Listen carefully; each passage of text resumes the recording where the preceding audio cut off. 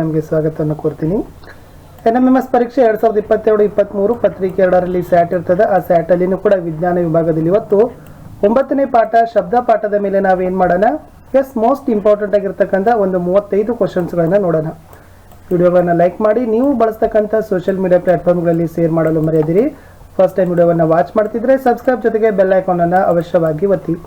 ಇದರಿಂದ ಮುಂಬರ್ತಕ್ಕಂಥ ವಿಡಿಯೋಗಳ ನೋಟಿಫಿಕೇಶನ್ ತಮಗೆ ಸಿಗುತ್ತೆ. ನಮ್ಮದೇ ಒಂದು ಟೆಲಿಗ್ರಾಮ್ ಗ್ರೂಪ್ ಇದೆ, ಸ್ಟಡಿ ವಿತ್ ಪರ್ಶನಮ್, ಅದನ್ನು ಕೂಡ ಒತ್ತಿ ಅಂತ ಹೇಳ್ತಾ SS ಅಲ್ಲಿನೂ ಕೂಡ NMMS ಪರೀಕ್ಷೆಗೆ ಯೂಸ್ ಆಗ್ತಕ್ಕಂಥ ಕ್ವಶನ್ ಆನ್ಸರ್ಸ್ ವಿಡಿಯೋವನ್ನು ಹಾಕ್ತಾ ಇದ್ದೀವಿ. ಕಲಿಕಾ ಚೇತರಿಕೆಗೆ ಸೈನ್ಸ್ SS ಮತ್ತು ಹಿಂದಿ ಮೂರನ್ನು ಹಾಕ್ತಾ ಇದ್ದೀವಿ. ಮತ್ತೆ ಕ್ವಶನ್ ಆನ್ಸರ್ ವಿಡಿಯೋಗಳಲ್ಲಿ ಹಿಂದಿ, ಸೈನ್ಸ್, SS 3 ವಿಷಯದಲ್ಲಿನೂ ಕೂಡ ಹಾಕ್ತಾ ಇದ್ದೀವಿ. ಏನಾದರೂ ಡೌಟ್ ಅನಿಸಿದ್ರೆ ಕಮೆಂಟ್ ಮಾಡಲು ಸಹಿತ ಮರೆಯಬೇಡಿ ಅಂತ ಹೇಳ್ತಾ ಶುರು ಮಾಡೋಣ. ಇವತ್ತು NMMS ಪರೀಕ್ಷೆಗೆ 8ನೇ ತರಗತಿ ವಿಜ್ಞಾನ 9ನೇ ಪಾಠ ಶಬ್ದ ಪಾಠದ ಮೋಸ್ಟ್ ಇಂಪಾರ್ಟೆಂಟ್ ಕ್ವಶನ್ ಆನ್ಸರ್ಸ್. ಪ್ರಶ್ನೆ 1, ಶಬ್ದವು ಯಾವುದರಿಂದ ಉಂಟಾಗುತ್ತದೆ? ಉತ್ತರ, ವಸ್ತುವಿನ ಕಂಪನದಿಂದ ಶಬ್ದ ಉಂಟಾಗುತ್ತದೆ. ಪ್ರಶ್ನೆ 2, ಕಂಪನ ಎಂದರೇನು? ಒಂದು ಕಡೆಯಿಂದ ಮತ್ತೊಂದು ಕಡೆಗೆ ಅಥವಾ ಹಿಂದೆ ಮತ್ತು ಮುಂದೆ ಆಗುವ ವಸ್ತುವಿನ ಚಲನೆಗೆ ಕಂಪನ ಅಂತ ಕರಿತೀವಿ. ಪ್ರಶ್ನೆ 3, ವೀಣೆಯಲ್ಲಿ ಶಬ್ದ ಉತ್ಪಾದಿಸುವ ಕಂಪಿಸುವ ಭಾಗ ಯಾವುದು? ಬಿಗಿಗೊಳಿಸಿದ ತಂತಿ. ಪ್ರಶ್ನೆ 4, ತಬಲದಲ್ಲಿ ಶಬ್ದ ಉತ್ಪಾದಿಸುವ ಕಂಪಿಸುವ ಭಾಗ ಯಾವುದು? ಬಿಗಿಗೊಳಿಸಿದ ಚರ್ಮ ಅಂತಕ್ಕಂಥದ್ದು ರೈಟ್ ಆನ್ಸರ್. ಪ್ರಶ್ನೆ 5, ಸರಳವಾಗಿ ಕೈಯಿಂದ ತಟ್ಟುವ ಅಥವಾ ಬಾರಿಸುವ ವಾದ್ಯಗಳು ಯಾವುವು? ಕಣ್ಸಾಳೆ, ಘಟಂ, ನೂಟ್, ಕರ್ತಾಳ ಇವೆಲ್ಲ ಕೂಡ ಏನಪ್ಪ ಅಂದರೆ ಸರಳವಾಗಿ ಕೈಯಿಂದ ತಟ್ಟುವ ಅಥವಾ ಬಾರಿಸುವ ವಾದ್ಯಗಳೇ ಆಗಿದ್ದಾವೆ.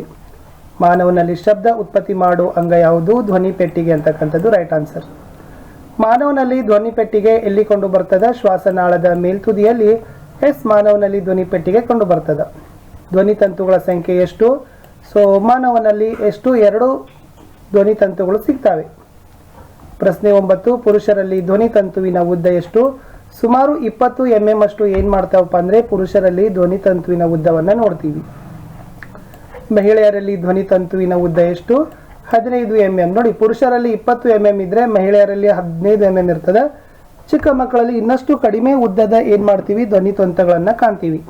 ಪ್ರಶ್ನೆ 11, ಧ್ವನಿ ಪ್ರಸಾರಕ್ಕೆ ಯಾವುದರ ಅವಶ್ಯಕತೆ ಇದೆ? ಮಾಧ್ಯಮ ಅಂತಕ್ಕಂಥದ್ದು ರೈಟ್ ಆನ್ಸರ್.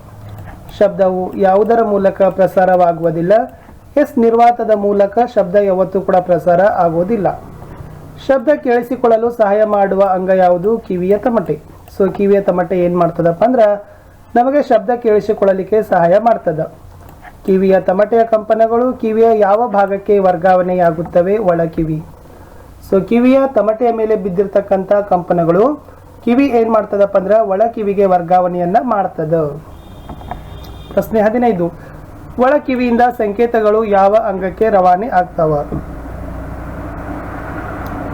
ಈ ಒಳ ಕಿವಿಯಿಂದ ಬಂದಿರತಕ್ಕಂಥ ಸಂಕೇತಗಳು ಏನಾಗ್ತಾವಪ್ಪ ಅಂತಂದ್ರೆ ಮಿದುಳಿಗೆ ಏನಾಗ್ತದ? ರವಾನೆ ಆಗ್ತದ. ಆಂದೋಲನ ಚಲನೆ ಎಂದ್ರೆ ಏನು? ಒಂದು ವಸ್ತು ಹಿಂದಕ್ಕೆ ಮತ್ತು ಮುಂದಕ್ಕೆ ಚಲಿಸೋದಕ್ಕೆ ಆಂದೋಲನ ಚಲನೆ ಅಂತ ಕರೀತಾರೆ. ಪ್ರಶ್ನೆ 17, ಆಂದೋಲನ ಆವೃತ್ತಿ ಎಂದ್ರೆ ಏನು? ಒಂದು ಸೆಕೆಂಡಿಗೆ ಆಗುವ ಆಂದೋಲನಗಳ ಸಂಖ್ಯೆಗೆ ಆಂದೋಲನಗಳ ಆವೃತ್ತಿ ಅಂತ ಕರೀತಾರೆ. ಆವೃತ್ತಿಯನ್ನ ಯಾವುದರ ಮೂಲಕ ವ್ಯಕ್ತಪಡಿಸ್ತಾರೆ? ಹರ್ಟ್ಸ್ಗಳಲ್ಲಿ ಆವೃತ್ತಿಯನ್ನ ಏನು ಮಾಡ್ತಾರೆ? ವ್ಯಕ್ತಪಡಿಸ್ತಾರೆ. ಹರ್ಟ್ಸ್ನ ಸಂಕೇತ ಏನು? Hz. Hz ಅಂತಕ್ಕಂಥದ್ದು ಏನಪ್ಪ ಅಂದರೆ ಹರ್ಟ್ಸ್ಗಳ ಒಂದು ಸಂಕೇತ. 1 ಹರ್ಟ್ಸ್ ಅಂದರೆ ಎಷ್ಟು ಅಂತ ಕೇಳಿದರೆ, ಒಂದು ಸೆಕೆಂಡಿಗೆ 1 ಆಂದೋಲನವನ್ನು 1 ಹರ್ಟ್ಸ್ ಅಂತ ಕರಿತೀವಿ. ಶಬ್ದದ 2 ಮುಖ್ಯ ಲಕ್ಷಣಗಳು ಯಾವುವು? ಪಾರ ಮತ್ತು ಆವೃತ್ತಿ ಅಂತ ಕಂಡು ಬರ್ತದೆ. ಈ ಪಾರ ಮತ್ತು ಆವೃತ್ತಿ ಎರಡೂ ಕೂಡ ಏನಪ್ಪ ಅಂದರೆ ಶಬ್ದದ ಮುಖ್ಯವಾಗಿರ್ತಕ್ಕಂಥ 2 ಲಕ್ಷಣಗಳು. ಶಬ್ದದ ಘೋಷವು ಯಾವುದನ್ನ ಅವಲಂಬಿಸಿದೆ? ಶಬ್ದದ ಪಾರ. ಈ ಶಬ್ದ ಘೋಷವು ಏನಾಗದಪ್ಪ ಅಂದ್ರೆ ಶಬ್ದದ ಪಾರವನ್ನ ಅವಲಂಬನೆಯನ್ನ ಮಾಡಿದ. ಕಂಪನದ ಪಾರ ಅಧಿಕವಾಗಿದ್ದಾಗ ಉತ್ಪತ್ತಿಯಾದ ಶಬ್ದ ಹೇಗಿರ್ತದ? ಈ ಕಂಪನದ ಪಾರ ಅಧಿಕವಾಗಿದ್ದಾಗ ಅಂದ್ರೆ ಹೆಚ್ಚಾಗಿದ್ದಾಗ ಅಲ್ಲಿ ಉತ್ಪತ್ತಿಯಾಗಿರ್ತಕ್ಕಂಥ ಶಬ್ದ ತುಂಬಾನೇ ಪ್ರಬಲವಾಗಿರ್ತದ. ಪ್ರಶ್ನೆ 24, ಕಂಪನದ ಪಾರ ಕಡಿಮೆ ಇದ್ದರೆ ಉತ್ಪತ್ತಿಯಾದ ಶಬ್ದ ಹೇಗಿರ್ತದ? ಕಂಪನದ ಪಾರ ಕಡಿಮೆನೇ ಇದ್ರೆ ಅಲ್ಲಿ ಉತ್ಪತ್ತಿಯಾಗಿರ್ತಕ್ಕಂಥ ಶಬ್ದ ಹೇಗಿರ್ತದಪ್ಪ ಅಂದ್ರೆ ದುರ್ಬಲನೇ ಆಗಿರ್ತದ. ಕಂಪನ ಕಡಿಮೆ ಅಲ್ಲಿ ಉತ್ಪತ್ತಿಯಾದ ಶಬ್ದನೂ ಕೂಡ ದುರ್ಬಲ. ಕಂಪನ ಹೆಚ್ಚು, ಶಬ್ದ ಪ್ರಬಲ. ಶಬ್ದದ ಆವೃತ್ತಿ ನಿರ್ಧರಿಸೋದು ಯಾವುದು ಅಂತ ಕೇಳಿದ್ದಾರೆ. ಇಲ್ಲಿ ಶಬ್ದದ ಆವೃತ್ತಿಯನ್ನ ನಿರ್ಧರಿಸತಕ್ಕಂಥ ಮುಖ್ಯವಾದ ಅಂಶ ಏನಪ್ಪ ಅಂತಂದ್ರೆ ಶಬ್ದದ ಸ್ಥಾಯಿ ಅಂತ ಕರಿತೀವಿ. ಹೆಚ್ಚಿನ ಸ್ಥಾಯಿ ಶಬ್ದ ಉಂಟು ಮಾಡುವವು ಯಾವುವು? ಪಕ್ಷಿಗಳಲ್ಲಿ ನಾವು ಏನು ಮಾಡ್ತೀವಪ್ಪ ಅಂದ್ರೆ ಹೆಚ್ಚಿನ ಸ್ಥಾಯಿ ಶಬ್ದವನ್ನು ಉಂಟು ಮಾಡೋದನ್ನು ನಾವುಗಳು ಕಾಣ್ತೀವಿ. ಪ್ರಶ್ನೆ 27, ಅಶ್ರವ್ಯ ಶಬ್ದದ ಆವೃತ್ತಿ ಎಷ್ಟು? 20 ಹರ್ಟ್ಸ್ಗಿಂತ ಕಡಿಮೆ ಕಂಪನಿ ಇರ್ತದೆ ಎಲ್ಲಪ್ಪ ಅಂತಂದ್ರೆ ಅಶ್ರವ್ಯ ಶಬ್ದದಲ್ಲಿ. 20 ಹರ್ಟ್ಸ್ಗಿಂತ ಕಡಿಮೆ ಶಬ್ದವೇ ಅಶ್ರವ್ಯ ಶಬ್ದ ಅಂತ ನಾವು ಕರಿತೀವಿ. ಮಾನವನ ಕಿವಿಯ ಶಬ್ದ ಸಂವೇದನೆಯ ಆವೃತ್ತಿ ವ್ಯಾಪ್ತಿ ಎಷ್ಟು? 20ರಿಂದ 20,000 ಹರ್ಟ್ಸ್ ಅಂತಕ್ಕಂಥದ್ದು ಈ ಮಾನವನ ಕಿವಿಯ ಶಬ್ದ ಸಂವೇದನೆಯ ಆವೃತ್ತಿಯ ವ್ಯಾಪ್ತಿಯಲ್ಲಿ ಬರ್ತದೆ. 20ರಿಂದ 20,000 ಹರ್ಟ್ಸ್.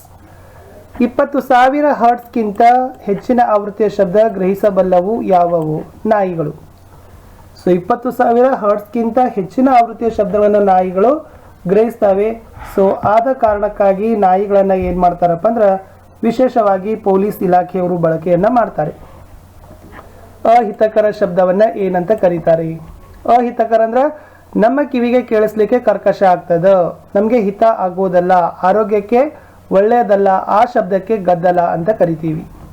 ಕಿವಿಗೆ ಇಂಪಾದ ಶಬ್ದವನ್ನ ಏನಂತ ಕರೀತಾರೆ? ನಮ್ಮ ಕಿವಿಗೆ ಇಂಪಾದ ಶಬ್ದ ಬತ್ತಂದ್ರೆ ಅದನ್ನ ಸಂಗೀತ ಅಂತ ಕರೀತಾರೆ. ಶಬ್ದ ಮಾಲಿನ್ಯ ಎಂದ್ರೆ ಏನು? ಯಾವುದಕ್ಕೆ ಶಬ್ದ ಮಾಲಿನ್ಯ ಅಂತ ಕರೀತಾರೆ? ಪರಿಸರದಲ್ಲಿ ಅತಿಯಾದ ಅಥವಾ ಅನಗತ್ಯ ಶಬ್ದಗಳ ಇರುವಿಕೆಯನ್ನ ಶಬ್ದ ಮಾಲಿನ್ಯ ಅಂತ ಕರಿತೀವಿ. ಪರಿಸರದಲ್ಲಿ ಬಹಳನೇ ಶಬ್ದ ಬರ್ತದೆ ಅಥವಾ ಅನಗತ್ಯ ಶಬ್ದನೂ ಕೂಡ ನಾವೇನ್ ಮಾಡ್ತೀವಿ, ಕಾಣ್ತೀವಿ. ಇದೇ ಶಬ್ದ ಮಾಲಿನ್ಯ. ಶಬ್ದ ಮಾಲಿನ್ಯದ ಪರಿಣಾಮಗಳು ಏನು? ಹಾಗಾದ್ರೆ ತುಂಬಾನೇ ಶಬ್ದ ಮಾಲಿನ್ಯ ಆಗಕತ್ರ ಇದರ ಪರಿಣಾಮಗಳು ಏನೇನಾಗ್ತಾವ? ಮೊದಲನೇದು ನಿದ್ರಾಹೀನತೆ ಅಂತ ಕರಿತೀವಿ, ನಿದ್ದೆನೆ ಹೋಗ್ತದ. ಅತಿಯಾದ ರಕ್ತದೊತ್ತಡ, ಹೈ BP ಪ್ರೆಷರ್ ಆಗ್ತದ. ಆತಂಕ, ದುಗುಡು ಆಗ್ತದ. ತಾತ್ಕಾಲಿಕ ಅಥವಾ ಶಾಶ್ವತ ಕಿವುಡುತನವನ್ನು ನಾವೇನ್ ಮಾಡ್ಬೋದು, ಶಬ್ದ ಮಾಲಿನ್ಯದ ಪರಿಣಾಮಗಳಲ್ಲಿ ಕಾಣ್ತೀವಿ. ಶಬ್ದ ಮಾಲಿನ್ಯ ಹೇಗೆ ತಡೆಗಟ್ಟಬಹುದು?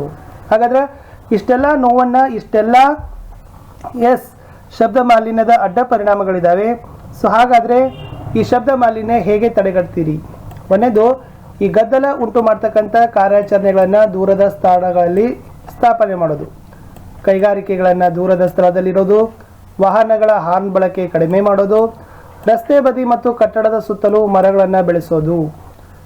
ಲಾಸ್ಟ್ ಕ್ವಶನ್ ಇತ್ತು, ಕಂಪನದ ಪಾರ ಅಧಿಕವಾದಷ್ಟು ಘೋಷ ಏನಾಗಿರ್ತದೆ ಅಂತ ಕೇಳಿದರೆ ಅಧಿಕ ಅಂತಕ್ಕಂಥದ್ದು ಸರಿಯಾದ ಉತ್ತರ ಇತ್ತು. ಇಷ್ಟು ಈ ವಿಡಿಯೋದಲ್ಲಿ ಇವತ್ತು ನಾವೇನು ಮಾಡಿದ್ದೀವಿ, NMMS ಪರೀಕ್ಷೆಗೆ ಯೂಸ್ ಆಗ್ತಕ್ಕಂಥ 8ನೇ ತರಗತಿಯ 9ನೇ ಪಾಠ ಶಬ್ದ ಪಾಠದಲ್ಲಿ 35 ಮೋಸ್ಟ್ ಇಂಪಾರ್ಟೆಂಟ್ ಕ್ವಶನ್ಸ್ಗಳನ್ನು ನೋಡಿದ್ದೀವಿ.